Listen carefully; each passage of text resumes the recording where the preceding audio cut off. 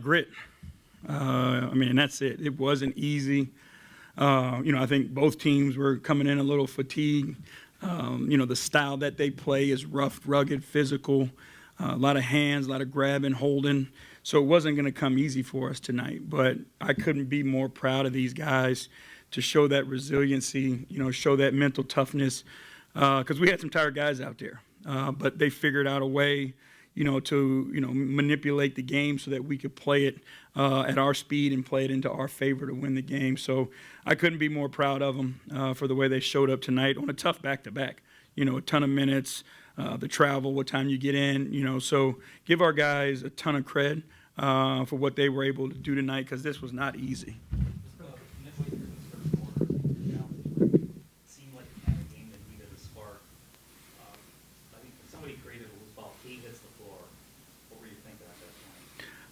Again, we were, we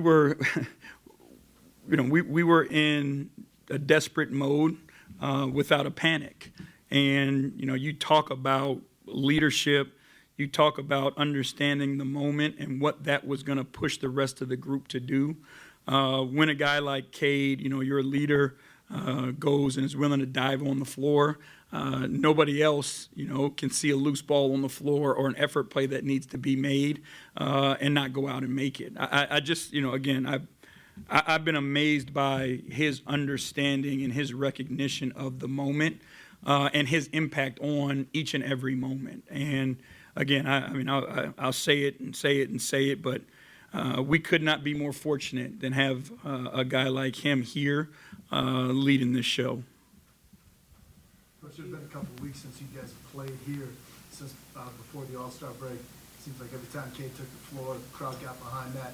Just your sense of the aura of what you guys are building and then the reception that you guys got. Yeah, that's ultimately, what we're trying to get to is that connection with our fan base.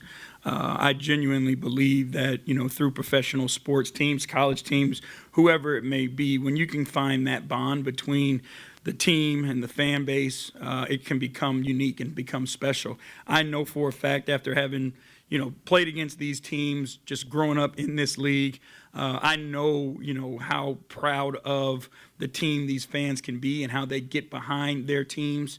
I've seen it obviously lately with the Lions, but going back to the Bad Boys, era, and then obviously following that with, Tayshaun and Chauncey and Rasheed and those guys.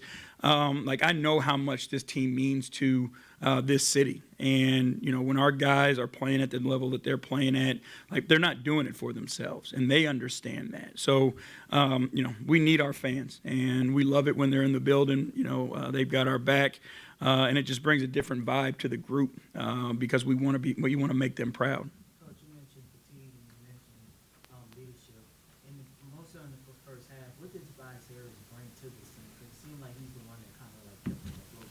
He just does that, and I don't think, people are as aware of it or highlight it as much. But he does. He just steadies everyone. When he's on the floor, I've told you guys before, he's my security blanket. And I think, the guys around him feel the same way. He's never too high. He's never too low. He just understands the play and the moment that he needs to make, whether it's a shot, whether it's a drive, whether it's a rotation, whatever it may be. Everybody just feels more comfortable when he's on the floor. He had a moment in the third. He caught the ball in the corner, thought for a minute. I think he kind of glided past Harden to finish the reverse layup. He had taken a 3 in 12 games, but he's found so many ways to be impactful, whether just getting downhill, lob threat, whatever it may be. Just in today's league, to have a guy that's been able to do that, what have you seen from a confidence standpoint? He's kind of found that part of the game. Yeah, it's, again, he has a great feel for the game. And, he knows how to make and read plays 2 steps ahead.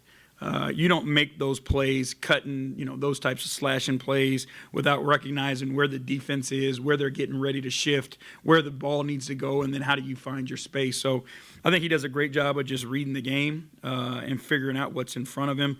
But, again, when you play that way, and if people don't want to guard you behind the three-point line, you got to be able to make them keep their eyes on you. And with him cutting and putting threat on the rim, guys have to watch him, and that opens it up for everybody else also. Coach, with the star defensively, have you been, you've been in the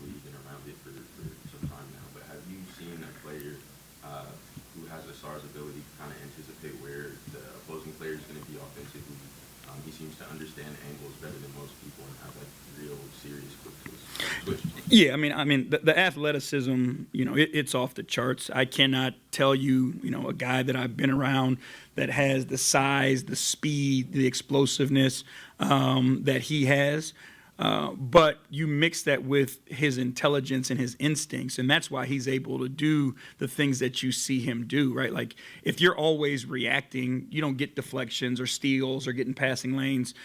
You have to be able to anticipate. So you mix that anticipation with, that athleticism, and, he's a monster on the defensive end of the floor that just creates havoc.